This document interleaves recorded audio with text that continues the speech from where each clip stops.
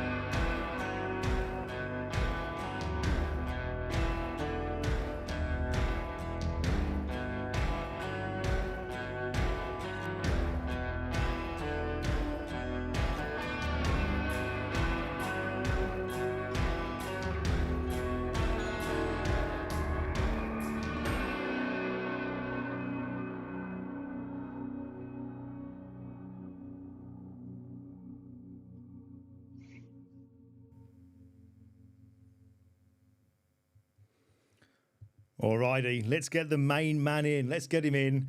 Here he is. This is Dave Jackson. Dave, thank you so much for joining me, mate. Thanks for having me, Glenn. Like I was saying before, it's been a long time coming. We've kind of known each other now for, or it's like when I say known each other, we've known each other from afar for about, I reckon about 14 years.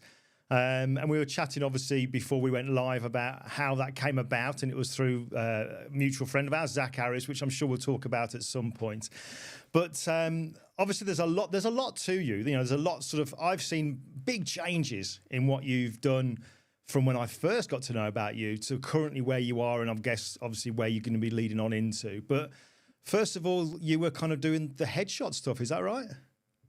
Yeah, well, originally, like my foundation into photography, I kind of jumped into weddings and senior class portraits. But yeah, that was like my first like foray into photography, and I was still kind of figuring things out. I mean, you know, that whole time, and I think it took a minute for me to get into and move into the advertising side of things.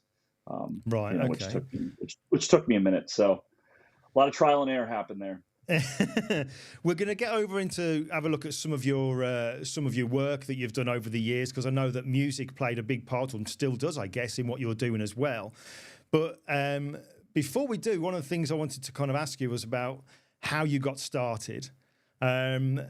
So, because I know that obviously photography isn't something that you've always done, and I cleared this with you that it was okay to talk about this.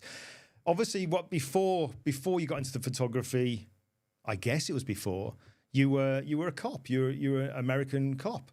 So Yeah. my question about that is, there's a few things I want to ask you about that. First of all, was the photography happening alongside that? Or did you leave and then start the photography? And there's something else I want to ask you. But first of all, what was the state of play with the full-time job and the photography? Yeah, for sure. So the photography actually happened alongside of that in a weird way, stumbling into it. Probably mid 90s, early 2000s is where that kind of like hit for me. That I never expected for me to make that career transition, and I never expected to even be a cop for that matter, oddly enough. But having this, making this transition from law enforcement to becoming a creative, that took a lot of time, a lot of stress, a lot of hard work, and man, it was quite the journey for me. But I kind of fell into photography through working in the music industry. Just locally, I was running an online music magazine called 𝐓𝐡𝐞, and we were taking point and shoot cameras and shooting just like the worst pictures you're ever going to see. And I was like, I need to get better. And my buddy Keith and I just realized, yep, we have to get better at this. And I kind of dove into online forums. So yeah, I was doing that all while I was becoming working as a police officer. So one of the things I want to ask, I don't know if you've ever been asked this before, but I know that it's certainly something that people have experienced it in the UK, and I'll say I experienced it as well when I kind of first started out, having a full-time job, running that alongside the photography.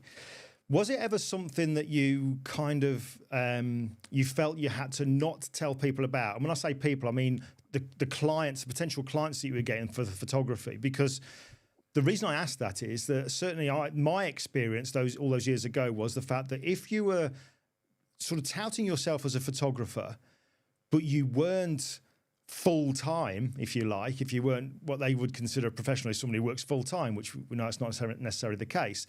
If you weren't working it full-time, then it was kind of like a hobby, so you weren't taken seriously. So my attitude back then was it was all kept very, very hush-hush. Is that something that you ever felt that you had to do? To some degree, yes. I definitely, especially while I was working in that capacity, I tried to keep the two absolutely separated. And I think that's the answer to that would be yes and no. During the time that I was working, yes. For a while, maybe based on certain things, I would keep it kind of quiet. But I think after I went full time with it, I was pretty open and honest with it, because I guess working in that capacity as a career, and then you leave that job, and I still have a lot of people that are working in the law enforcement field, a lot of people I know, good friends of mine. Leaving that to go into more of a civilian role is quite the shock to the system, right? The job itself helped me communicate with people and become a better communicator. But when I got out on my own and realized I'm going to meet all kinds of people now, all kinds of client, have a wide client base. That just helped me like further the way that I build relationships, and something that's really, really important to me. But I was okay talking about it, and I'm okay talking about it with everybody, because I was really proud of, the time the service that I did, for my own community. And I think that just that experience just helped me better who I am as a photographer and as a business owner. I can see there's some questions coming in about it already. My friend Ian Monroe, I'm gonna. In fact, no, I'll show that one now. Ian's just put in here that we're going to show some of your photography in a short while, Dave. But obviously, he says, "Did you ever get asked to take pictures for law enforcement mates and their families?" Yeah. Oh yeah, for sure. That's what I will say to Ian there is that Dave is a prolific poster of photo. I've never seen anybody with a profile with so many photographs in like your Facebook profile. If you are kind of connected with Dave on Facebook, have a look, because you'll see some incredible pictures amongst there that he's taken. I've seen some SWAT team photos and stuff, some really cool stuff. But yeah, I just wanted to ask you about that, Dave, because it is something that kind of I get asked about, and some people are always sort of saying, should you leave your full-time job, that's it, and then go and start doing your photography? To me, I'm always saying, look, run them alongside, because you haven't got the stress of thinking I need to bring some cash in here. you've got that coming in guaranteed, and obviously you can still enjoy the photography, can't you, as you're building it to eventually move on to. So Yeah, that transition for my wife and I was extremely well planned. I mean, we did as much planning as we could. And I, I needed to be good at my craft before I can just like jump ship. And hmm sometimes I see people that do the opposite of that, and it doesn't work out so well. And then some people get lucky, but I really had to hone my craft and then have good planning with my wife because I would not. I've said it many, many times that I would not be where I am without the support of Melanie, my wife, like at all. So we had to hmm plan that together. And then when I left that career, I take this massive pay cut, you know, yeah, scary because now I'm having to fight for my own paychecks. yeah. Um, there were some dark times even in there when I left the job. There were times where we didn't know when we were going to make that next mortgage payment, 20 years ago or whatever, 15, Yeah. 16, whatever years, 20 years ago. Crazy, but we did it and we fought through it. So Well, you say, I mean, you say there, trying to guess how long ago that was. You say 16 years. Do you know when I mentioned about the fact that when I first got to be aware of you through Zach? I remember one of the first things I started. I obviously looked at what you were doing, but I remember the first video that you put out that I saw, because you do share quite a lot of stuff, not on YouTube, but it's on Vimeo, and I want to ask you about that in a short while, why that is. yeah. But one of the videos that I saw. I'll put it up now, actually. Let's just put this one up. This is what I saw. And I'll tell you what, I loved the music. Can you kind of tell what this is going to be? What this, Yeah, old yeah. school, really old. Yeah. I tell you what, folks, I'm going to put links into all the stuff for Dave. But what I want you to encourage is to really just go and look at this video. Absolutely brilliant. Sheer Chaos Salon, I believe it's called. Really brilliant video. The music is crazy, but it's really, really catchy. So that was the first thing that I ever saw that you really kind of shared out there. Yeah, that was a long time ago. Yeah, it was, yeah. And that, if I look on your Vimeo, that's like, I think it says 14 years ago that was, Yeah. which is scary. Which is scary how quick time goes by. It really, really is. But let's have a look at, I've got some of your images lined up here, Dave. Let's just have a kind of go through them. So we've got, obviously, the music kind of thing. So the music, I mean, are you still doing the sort of like the concerts and stuff like that? Or I know that you're photographing bands, Rarely, but are you doing concerts? rarely, very, very rarely anymore. It's more right now client-based work or the music, like promo work for bands. Right. And even with the music industry, um, I'm not as busy as I used to be. I love it. Definitely not as busy as I used to be in that side of things. But yeah, I remember Zach saying that there was, because he was sort of saying there's no money in music photography bands. They got no money to pay you. He was saying, but they want the photos, but they got no money. So, yeah, but there's not a ton of money in that side of things too. So yeah, right. But then you've obviously, what's happened is over the years that I've seen, you've gone from being the guy that's doing what I was seeing, like the one light stuff, that with very much influenced by Zach. And then you're kind of progressing through. And this is when I was starting to see you're kind of branching out into becoming somebody else. Because, we've obviously shown some of the images so far when we've looked at the music stuff. And we've got the corporate kind of stuff. But then we're looking at very, very different stuff. And one thing that really kind of stood out to me with you was the retouching. I mean, this here, Steel Panther. Do you know I've actually got some of their music in my gym playlist ever since you started doing this? That's great. Yeah, but yeah, good times by the looks of it. But the retouching, I mean, look at this kind of image here. This is something that kind of makes me want to ask you. First of all, where did you learn the photography? Where was that being learned from? Where did you pick up those skills? But then also, from me, who started out as a retoucher, where did you get those skills in the retouching? This is great. Pretty much myself throughout everything. Now, I did have some help throughout the years. Especially my mentor Zach Arias was a big influence on me. But early on, I took to online forums to learn about. I started seeing photography that I really liked, that I was inspired by, and I wanted to know what makes that work, what makes that tick, what makes a good photograph. So I really dove into just kind of learning on my own, and teaching myself, and I started by picking up a manual to a camera, you know, Hmm. and it took me a minute to realize that all the technical dials and all that stuff to photography doesn't mean as much as trying to create something really amazing, something really magical, your vision, if you will, um, connecting with the client, totally different from all the technical side of things. So yeah, it took me a while, and then when it got to the retouching, I mean, YouTube. Just we were just learning, and I dove into Photoshop. The first version of Photoshop I ever played around with, I think, was like in 2000, like 1999 or 2001, when my wife had it on Wow. her old MacBook back in the Yeah. day, and I just kind of dabbled in it, and then I kind of fell in love with it. Now it's pretty much all we do. You know, our company is primarily retouching, but same thing goes with the lighting. I played around, and I learned what works for me and what doesn't work for me, and you know, that's where we're at now. Hmm. Just kind of being scrappy, if you will.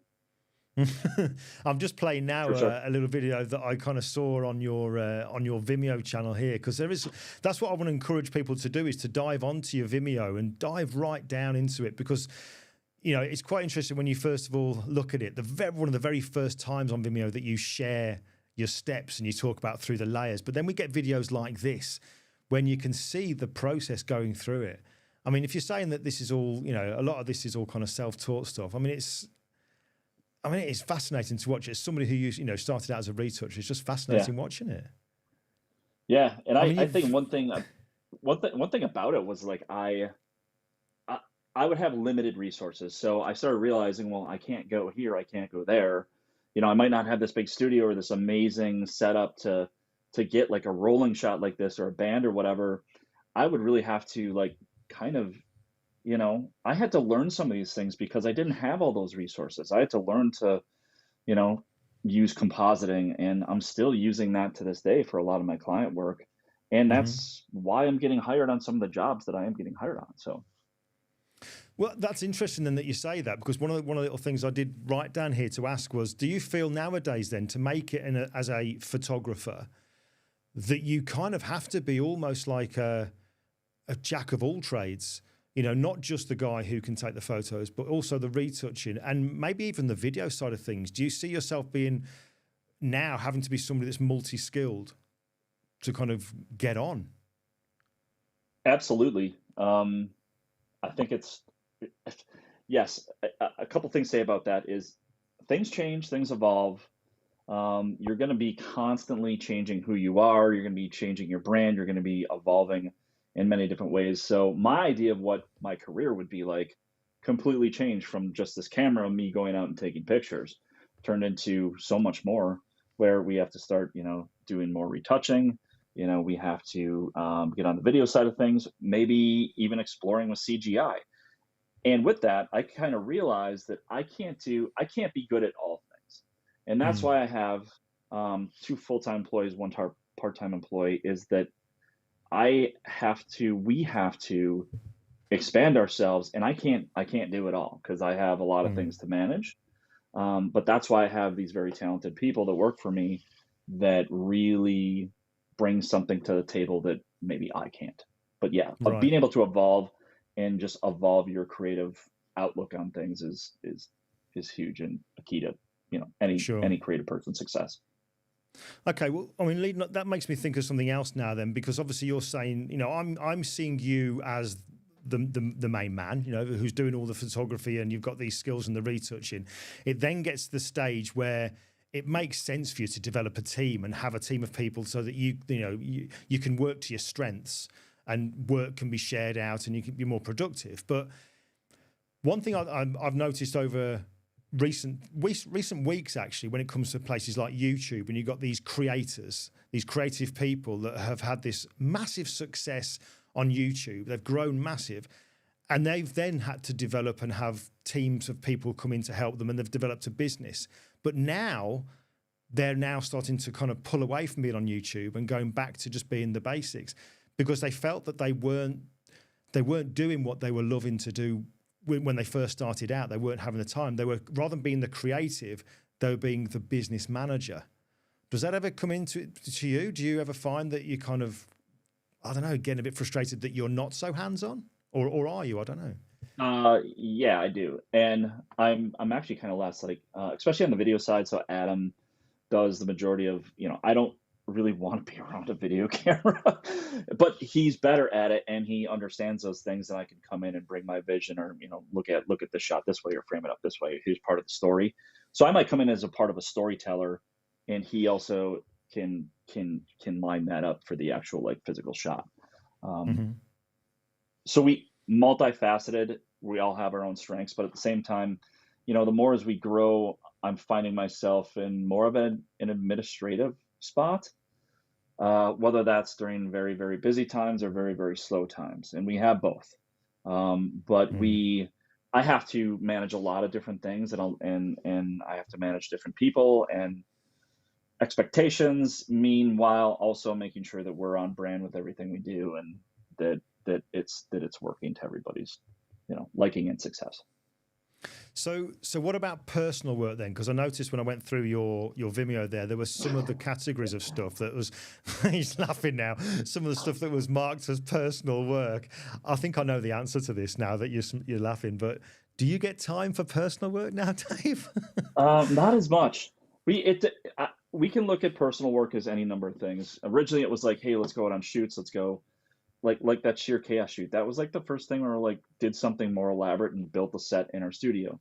Whereas now that personal work might be, there's some vehicle work on my website actually where we just, Adam and I spent that's one of them right there, where Adam and I spent like a week because we weren't as busy, and we just found, we just got stock photos and we started building together like, oh, let's create this ad. Like, let's create this ad just with retouching alone. Because I'm actually, we do a lot of work where we're getting other photographers' assets and we're having to composite stuff together and create, some of these ad materials, and put stuff together. And we kind of realized that personal work might not just be that, it might be honing our skills in some way or another, or, going out and working on this documentary with my friend Marty, when we can. But the older I get and the more life comes along, the reality is it is harder. It is harder Mm. because I have to make sure that everybody within my business is taken care of, that my family comes at the forefront, that so it's harder with age. Would I Mm. like to have more time and go out and do all these cool personal projects? Oh my gosh, yes. Mm. Sometimes I see other people doing cool personal stuff, and I'm like, oh man, I so wish that was me. But life just kind of goes along, and then we get busier and busier, and I get a lot of client asks and a lot of things going on, and I try to prioritize family and the business and my employees and client work first, and with some leftover time we can manage to do that, but we also make time to laugh a little too, and I think that's Good. important. Yeah. There's a great question here that was on my list to ask you then. So my mate Anthony Crothers has put, how did you get into the advertising realm? So obviously you've gone from doing the photography we've talked about there, but how on earth then did you kind of, what kind of marketing did you do, if anything? Or was it a case of, did social media play a big part in it, in helping you?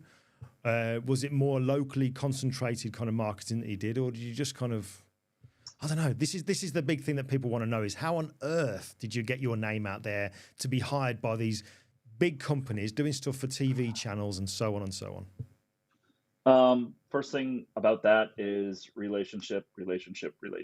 It's the only thing that's really, I think, in my career that's really driven me to see some success. That's at the forefront. So meeting people, having, I was doing some fun personal work, creating cool looking multi-lit shots. And then I went back and reconnected with somebody in the music industry that I'd worked with, signed to a national record label. I get to that record label. They asked me to do a photo shoot for that band. It goes on, and they see I could do different work, and it just grew that way.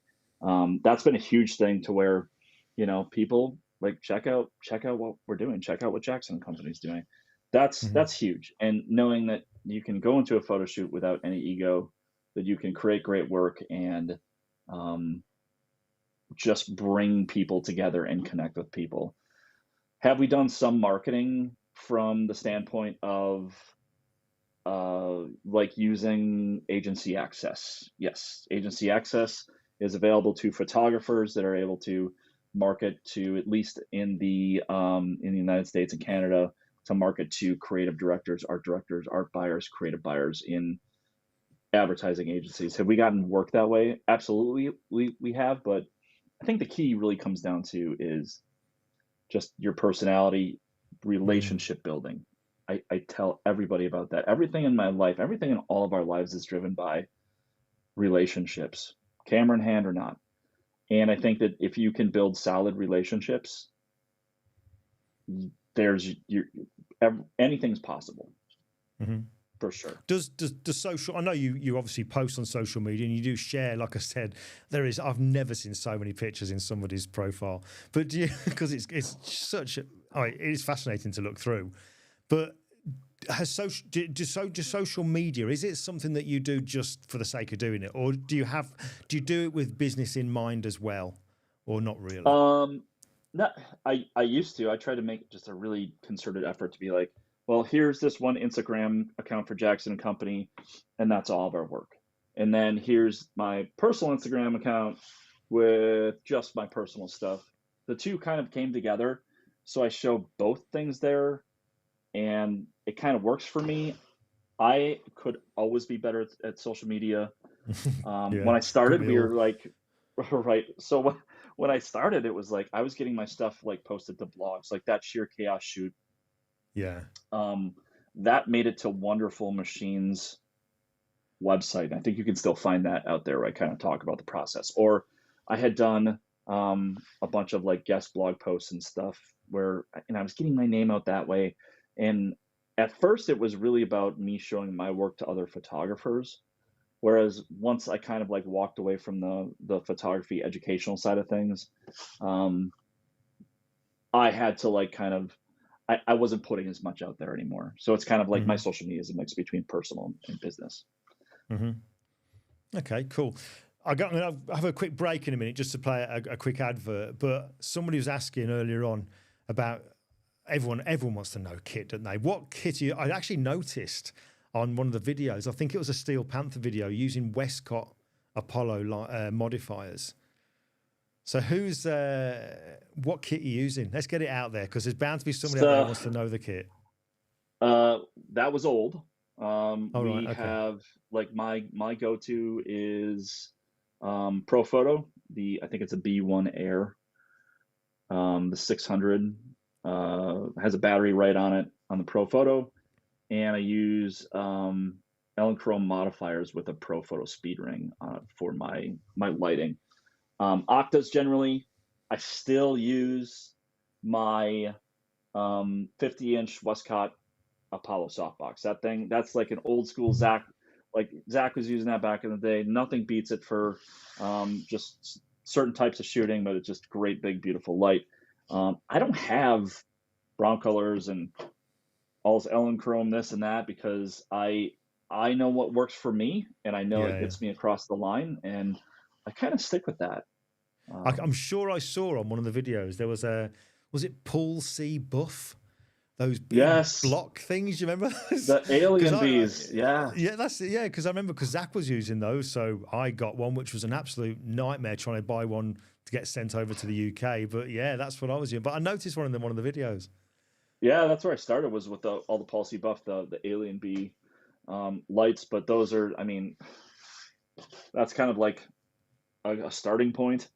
Yeah. And then once I got to Profoto, something I can control a little bit better and have more reliable, flash return rates and color temperatures and stuff, like that kind of changed my whole world. So sure. All right. Okay. Well, there's more stuff I want to ask you, but let's have a quick break. I'm going to just I want to just quickly show you a short video, promo video, really, if you like, from BenQ. It's just to advertise or show the monitor that I'm using, which is the SW272U. I'll play that for you now, then just let you know something about that when we come back.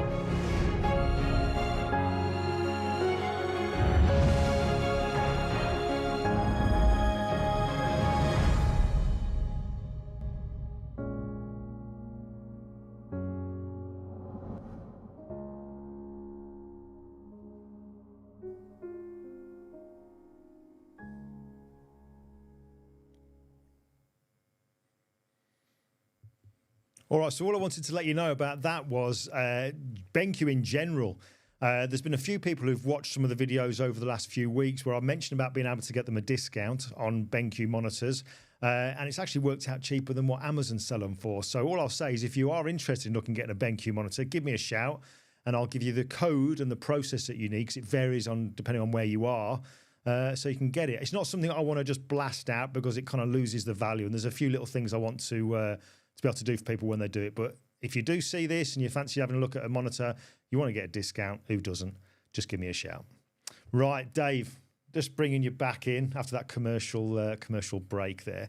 One thing I wanted to ask you about then, we've talked about the work side of things. We've talked about getting your name out there. Clearly a very, very busy man. It would seem all the time pretty much. But you mentioned about your family and the importance of family to you and stuff. How on earth does someone like you, who's running a business with a team of people, getting all these commercial clients, how does somebody like you find that work-life balance so that you do give the right amount of time that's needed for the business, but also give the husband time, the father time, and what have you? How do you manage that? Easier now. Early on, starting out, pretty tough because I have to not only learn, but I have to grow. Learn, grow, get new skills. But it took me a while and I burned my candle at both ends, truly. But it took me a while before I realized, I have grown my business. I have some employees that can help me out. I don't have to do everything. The family thing for me is absolutely number one. Family comes first, because without that, then what is there? But that huge deal for me to work on that balance. And I think that we're still, like, our family alone and with my wife, we're still working on that. We're working really hard with each other and learning to continue to maintain that balance. And I think we do that in all things. My wife right now is going back for a doctorate and she's very, very busy, but we're able to balance it just by, good communication and making sure that we make time for each other and our family. But I think that when you're growing in a career, it's inevitable that it's going to get heavier over here, heavier over there. And you got to find that balance, but it's not always, sunshine or roses, for sure. You have to work hard at it, just like you have to work hard at your craft. You want that to be successful, you have to work hard at it. If you want your family to be successful, you have to put in the same amount of work. So yeah. One of the things I think. Oh, go on. Sorry, go on. I think having a partner too that, for me, that just has my back all the time, and I have hers, world of difference, because there's more understanding there, for sure. I see that. I was showing some of the pictures as you were talking there. Actually, there's certainly these kind of things. It seems like a seasonal thing that you do. That this shows how you involve your family in what you do. That I love. It's just so cool. That's a great story. We do this for our holiday card every year, whether it's like print or digital. That one in particular. Let me tell you, every time that we come to do these things with my family, there's so many ideas on the table. And then this year they came to me with the Mean Girls thing, and I'm like, what is Mean Girls? Like, no idea. And I'm just like, so we did that. We shot that like 2 days before Christmas. Like I did everybody else's cards and every other people, his friends or whatever. I do everything else. It's like the plumber's pipes are always leaking. My stuff is always set aside, but we shot this last minute. I thought to myself, I don't think I can make this work. I put about 5 hours. The shoot was 30 minutes, 40 minutes, about 5 hours into the post on the card, and I made it work. So every year we try to do something, and surprisingly, it's turned out to be like one of our best. It turned out to be one of our best. It's very, very cool. Sure. And this one here as well. Look at that. That's pretty cool. Yeah. How long ago was that? I think that was 2019. I think it said when I was stalking you, 2019. That might have been older than that. Well, maybe. Oh, right. Yeah, it maybe. but it's we always try to do like movie posters. We always try to do something movie poster, Christmas holiday theme related, and we've done a Yeah. bunch of different ones over the year. I do have them on my website, like in my conceptual gallery. But we always try to do something, and then the pressure's on to outdo ourselves every year, of course. So Yeah. It's just, I mean, it's just interesting seeing those things come in, because it clearly shows that, you know, Melanie's well involved. In fact, is Melanie like the chief financial officer for the Jackson and Co? Is that right? Absolutely. Yep. So she does a lot of the background tax stuff. We Yeah. have our own separate accountant that we hire, but she does a lot of the preparation. She knows what needs to go here and there. Again, I failed several math classes in my day, so I'm not the one to be doing that. And yeah, Yeah. just like we've also brought in Jamie to do like the invoicing for the business now, because I'm not good at that. Like I'm like, oh, I should probably invoice something after 5 or 6 weeks. But yeah, so it's yeah. So having Mel and having the right people in place again is awesome. She definitely kind of helps steer the ship a little bit from, you know. Do you know, with Mel, I was speaking to another friend of mine recently who's he's kind of transitioning from one job that he's had for a number of years, and he's not using the word retirement. He's kind of moving on. Then he's already working hard, so that once he finishes in that profession, he then automatically carries on in his new one, which is to do with photography and whatever. He's been a photographer a number of years now. But for someone like him, you know, obviously I was speaking to his wife recently, and she's kind of sees him being all kind of, I'm going to do this, I'm going to do that. But I know really what her concerns were, if you like, that she wants to see him just do it. And I know he is doing it. And I kind of had this with my own wife, really. My own feeling was when I was starting out that I needed to show her that not only was I dedicated and I was committed to make it work, I had to bring the money in quickly to show her that this thing does work. Is that kind of how you felt with Melanie? Was she ever like that? Because I don't know if I'm not being it's not a sexist comment here at all, but I can only speak from my opinion, or my view is that as a guy, I kind of had my eye on the long term of this business many years ago. What I'm doing now is just building a brand. It's giving me good name for later on. Whereas my wife was kind of like, I see you putting all these hours in. Where's the return? Was what it's like initially. Was that something that you ever experienced, or was Melanie kind of like, let's do this? Let's do this. Absolutely. She also wanted to see the return, but that goes back to communication. You know, when you make a big life change like that, like a big life change, changing careers, moving someplace, major things in your life, you have to have that rock solid communication, hands down. Otherwise, you're destined for problems. So we had that communication. She wanted to see the return, but at the same time, Mel's always been a person of, let's take a leap of faith, because she believes in me. She believes in me. I believe in her. And together, even though that when you make that leap, yeah, it's not going to be easy. It's going to suck. You're going to want to quit 10 times over, 20 times over. You're going to want to quit. But having somebody like her making that leap is incredible. Yeah, cool. Always good to have a supportive partner when you're doing this kind of stuff. Yeah. Listen, there are, as you've been talking there are questions that are coming in. So I'm going to just kind of, let's get some of these questions done, because I don't want to not cover them. So let's get some of these questions. I'll just bring them over here. I've literally just been starring them as we've been going through. So we might find ourselves kind of going back up to things we've already talked about. Let's have a quick look here. Right, so Magic Dave here is saying, this is going back to when we talked about you being a cop. Did you ever have any issue with your photography, social media, and suspects? Good question. Did you ever have that? That's a good question. No. Yes. No. I don't know how to answer that. That's a great one.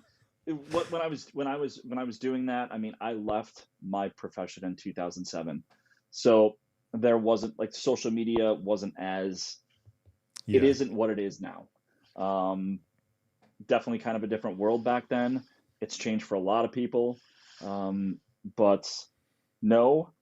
However, as times have changed, there has been, because I'm always there's always a possibility that I could get like called back for a court case or something.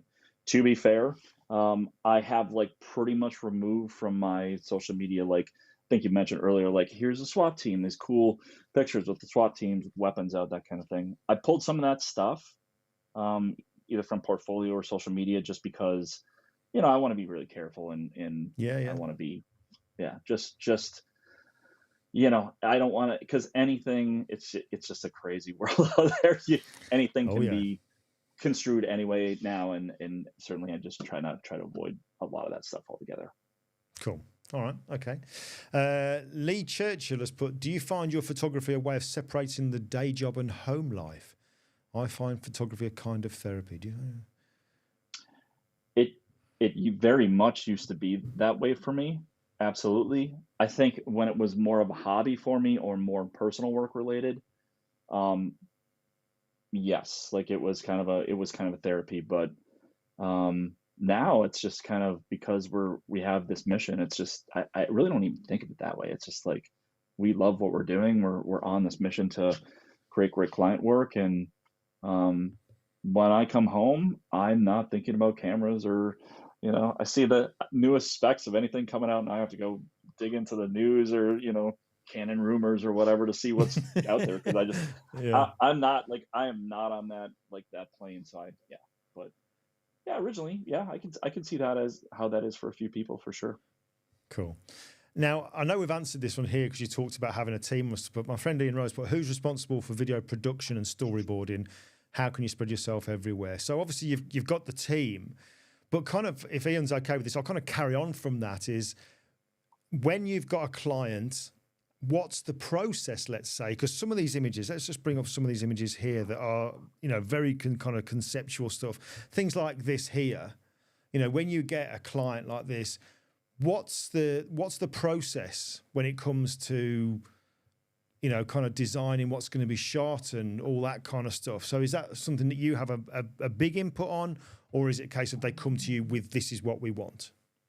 Man, that's a great question, especially when it comes to the commercial photography world. Something I wasn't ready for. I'll say it like this: like when you're a creative, you want to have so much control, right? When you get, and especially if you're in, you're doing your own personal work, or you're maybe a wedding photographer or senior portrait photographer. Sometimes you might have a little bit more creative input sometimes, and a lot of times, well, I say most times when I'm on set with a commercial client, and we can talk about any number of them, I'm normally provided with a client brief. Here's a shot list. Here's our brand guidelines. I just did a pharmaceutical shoot in Chicago. Very, very structured.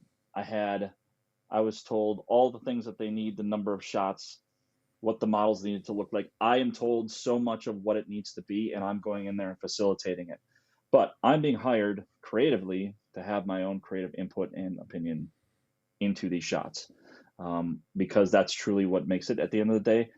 I'm finding more and more what I do in the commercial advertising industry is collaboration. It's absolutely collaboration. And if I can bring what makes me special to the table to what makes the client special, then that's when you're going to start creating really, really, really, really good work. Okay, cool. Good answer. Ian Monroe again. He's on form tonight here. Regarding set builds in studio, is this something that you factor your quoting for your clients? Discuss materials and so on for the build. Okay. Ian's very much somebody who's he's more than the photographer. Ian likes to write. He's not somebody who would use AI. He wouldn't do compositing. Ian actually builds the set. That's part of the creative journey for him. So that's particularly why he would ask a question like that.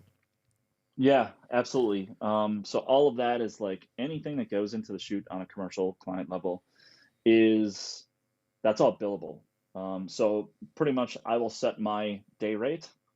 I will set what my licensing looks like, my post-production time, and then anything else that goes into it. Even if there's set construction time, and if Ian's, doing it himself, he has his hourly wage. He has all of those materials, all of that stuff. If it's a hired client job, that gets billed back to them, or that's estimated in the job. And generally, if I'm estimating it, I like to go in a little bit high. So when it does come out, it's not, can't believe it costs that much more. To create great content is going to cost money. You have to spend money to make money. Absolutely, yeah. In the advertising world, everything. So, yeah. So how long, just to carry on from that then, something like this here, from the minute you're contacted about this, what kind of time frame are you looking at? Actually, interesting. That photo was shot by Zach, and we retouched it. But I've been on plenty. Yeah. So interesting story about working with HGTV is we can talk a little bit about Zach later, but that was a connection that he made for me, which has been great. Restate your question again, and photo doesn't matter. Like I can apply it to anything. It was more to do with like when it's something that involves building a set and stuff like that. What kind of time frame would you expect things to take, or is that very much a case of how long's a piece of string? It really much depends on what the job is. Yeah, the string idea for sure. I like that. So it really depends on what. So normally on larger productions like that, we might build in one or two pre-production days. Maybe it's one or two pre-light days. We'll call it a pre-light day to get in there, light everything. By the time the client shows up on the actual shoot day, it's just dialed in. You get them on set. You're not having to make a ton of adjustments. But on the larger production shoots where you do have to build a lot of stuff, Zach and I went on a shoot for Windy City Rehab in Chicago for HGTV. I mean, the amount of stuff that they did prior to that shoot, because we did video, he did stills at that time. The pre-production on that was probably a couple of days on it. I mean, they had to build the set, they had to get all these foam pieces and make everything just come together. So that's all factored in for sure. It's interesting. Actually, on that there, let me just dive over to my my screen here, my desktop, because that's this image just here, isn't it? This is your obviously your website here. That's kind of like my landing. This is what I want people to have in fact, can I do it on this one? I don't know if I can I? I know there's somewhere on your website. In fact, let's have a look here. Photo. If you go to retouching. Go to retouching. Go up to the top. If you go all the way up to the top. Retouching. There we go. Okay. Right. Okay. Take just a minute to load. There's some larger images. Yeah, it'll pop up. Oh, there you go. That's it. Here we go. So this is what I was having great fun going through this here, and this is what everyone have a look at this. Those of you who like to do the retouching side of things, you can drag this across, which I love this. How you've done this before and after process. I mean, a fantastic thing to do for clients to see what's possible. But let's come down, because I think that HDTV one is in there, isn't it? I mean, look at this one. I love this one. Look at this. So you can see how he was shot in the studio. Even his face has changed. Yeah. Amazing stuff. Absolutely amazing stuff. So the compositing side of things. Talking of that, Dave, I mean, obviously this is the compositing. How's AI fitting into your world now? Obviously, we've seen Adobe bringing in things like generative fill, and there's all other kind of applications out there now giving the capabilities of AI. Are you integrating that now? Not yet.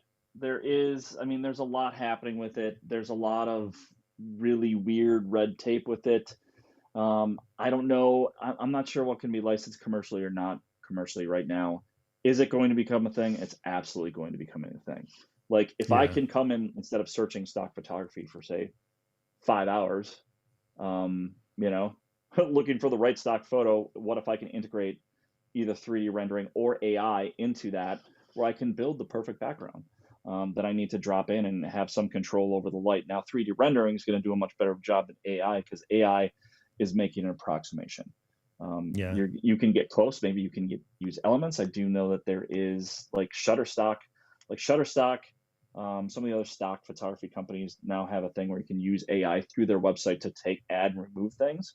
But I think what's in beta for Photoshop for AI is, I think it's not licensable right now for commercial usage, and I don't know if the resolution's high enough. So that's something I tell photographers be careful about. Yeah, it has changed fairly recently now that it is commercial, but you're quite right about the actual resolution of it. It's still, I know that the 17th of January was a date that was on their calendar for something to happen. I think that was to do with the credits that it costs you to use it. But the resolution, I think now, is only 2,000 pixels square. Yeah. which, you know, for something like what you're doing, clearly nowhere near enough. Nowhere near enough. Yeah, totally. 'Cause I'm working in pretty Now, high resolutions. Like my shooting is like, I'm shooting with the Canon 5 DSLR. So I like to get as the highest resolution I can to get those assets that I can just use the most space I can possibly use. Now, one thing intriguing for me is dive over to my screen again here. Intriguing for me is Vimeo. Okay, this is probably a random question here, but going way back, all these videos here that are on your Vimeo channel here, going way back down to where we've got just before the sheer chaos. We're looking at, I don't know, 14 years ago now. What was the conscious decision? Because this is intriguing, because I've mentioned already about some people moving away from doing the YouTube thing. Was there a conscious decision as to why you wouldn't use YouTube and you've chosen to go on the Vimeo route? What's the reason for you going for Vimeo instead of YouTube? Originally, it was we liked the platform. It just looked better. It seemed like the quality was better. It wasn't just it at the time. It didn't feel like it was lost in the herd. And then we started using it to stage client projects, so they can go on there and look at it as opposed to using Dropbox or something like a file sharing. It just became appealing to us because I can hide it easily. I can unhide it. I can give a link behind the scenes that somebody something might not want to be shown or whatever. The interface, we just liked it a lot better. And then my YouTube, I don't think we really did much of that except for Dave's tip of the week. But YouTube thing, that's a good one. That's a good one to look up, is Dave's tip of the week. I will do. But we pretty much Vimeo. Pretty much Vimeo is, we're not using it as much. We use it. I definitely do use it on my website. If you go to the motion section of my website, majority of those are Vimeo links. Right there. So, but yeah, I don't have a preference either way. YouTube can monetize your videos. They can monetize it if there's like I think this song is whatever, and even though if I had permission to use the song, they're just like, whatever is gonna. I just wondered which is okay. I've always seen Vimeo as being more of a professional platform, is how I've always viewed it. Way more professional in my opinion. But now, I mean, YouTubers are like, YouTube people are just, I mean, it's a big deal. YouTube's a big deal right now. And I just like the platform better of Vimeo. And I haven't really, truth be told, explored too many other options. Okay. Let's get back to these. A couple more questions here to get through to you, Dave. Yeah. Random one. Do you get time to listen to your vinyl? All that vinyl. No.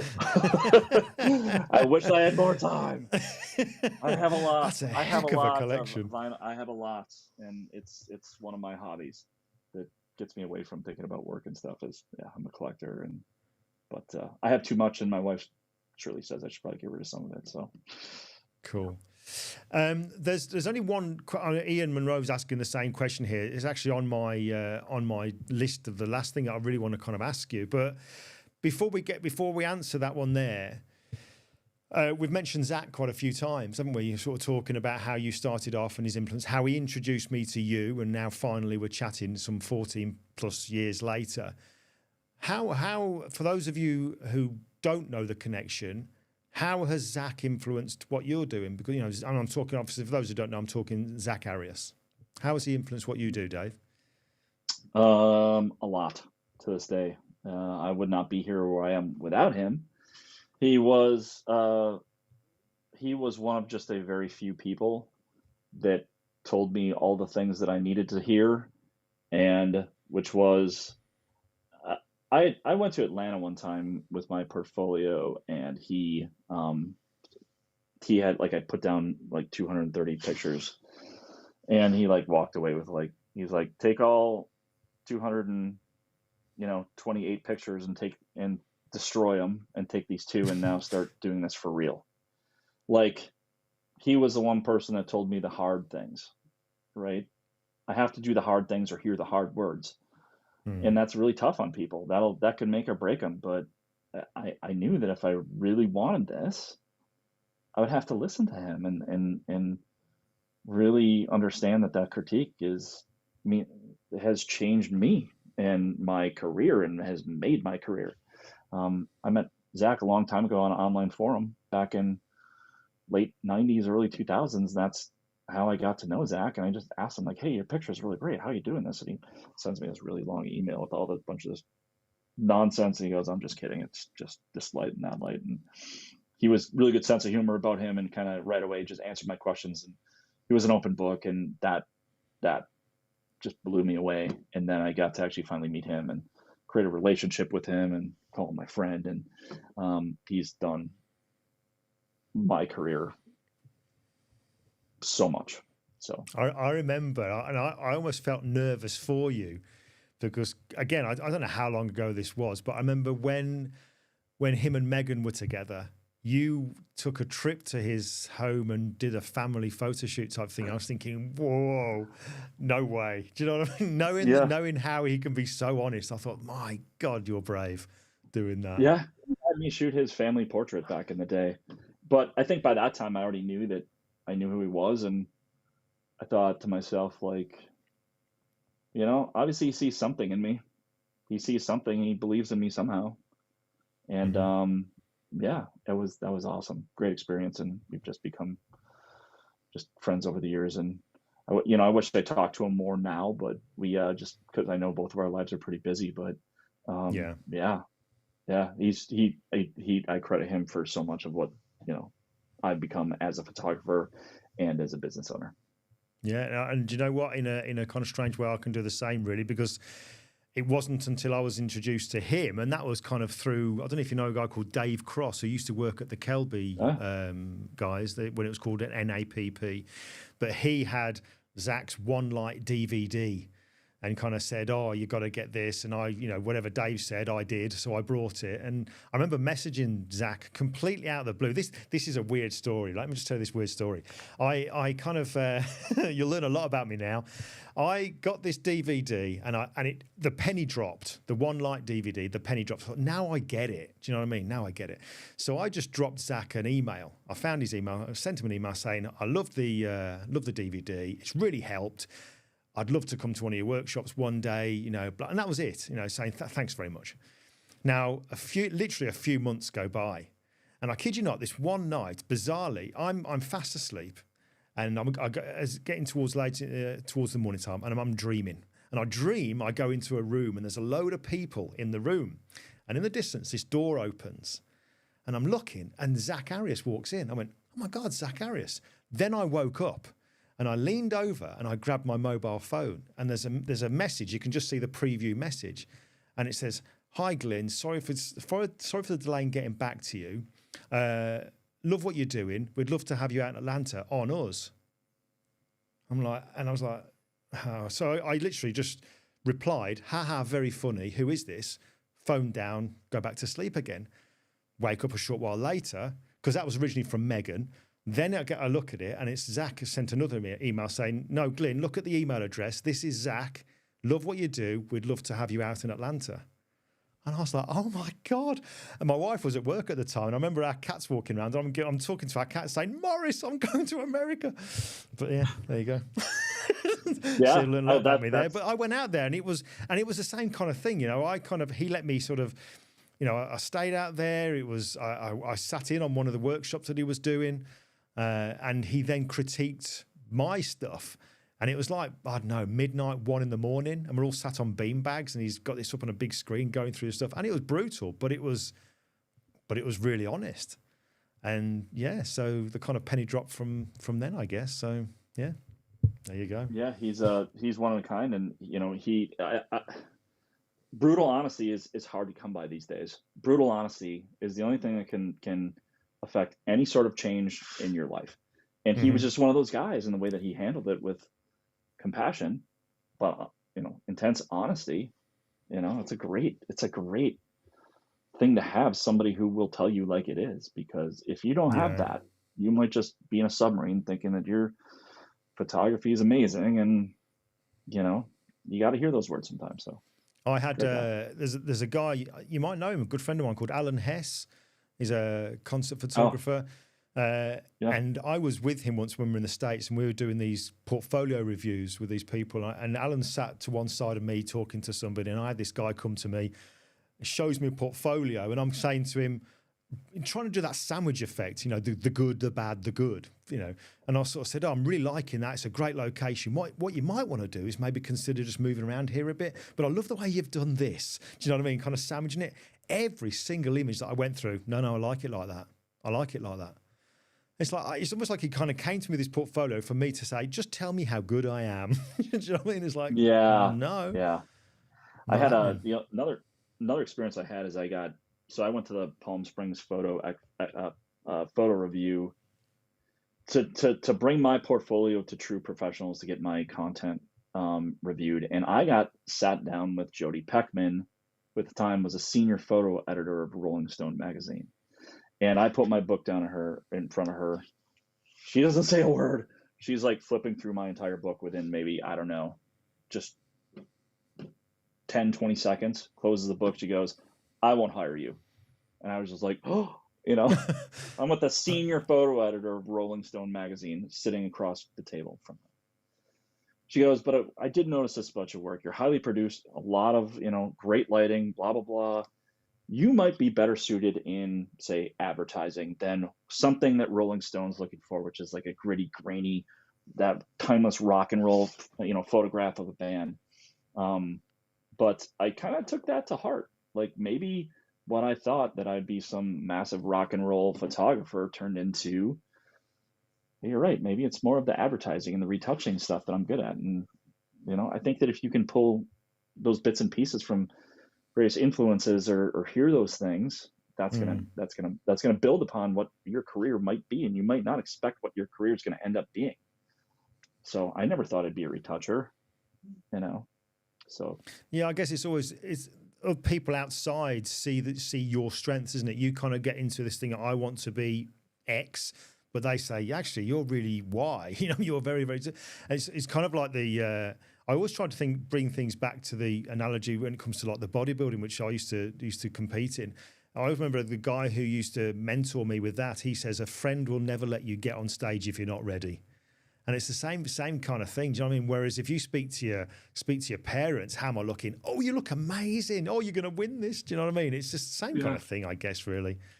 But yeah, for sure. Right, listen, Dave, we've been talking for a long time. We are gonna look at wrapping up. There's so much I'd want to talk to you about, but I'm just conscious of the time. I'm going to finish off with a question that Ian did post, and is on my list as well. And it's all to do with, I call it your bucket list. Ian's saying your dream assignment. So I want to ask you, I'm going to kind of combine the two things there. What would be your dream person? Who would be your dream person to photograph? Or what would be your dream assignment? This is a tough one. And I've thought about this. Like I get asked this all the time. It might sound Here's me. crazy. I'm trying to be unique here. Sorry. No. I've always been like, oh, I just sit there and I think and I think and I think, and how can I pin it on any one thing? I would say, going into that question, I would say as long as you're growing yourself as a photographer and you are improving and you're making relationships, any dream assignment can be anybody's assignment. You can do almost anything with with whatever amount of work you want to put into it.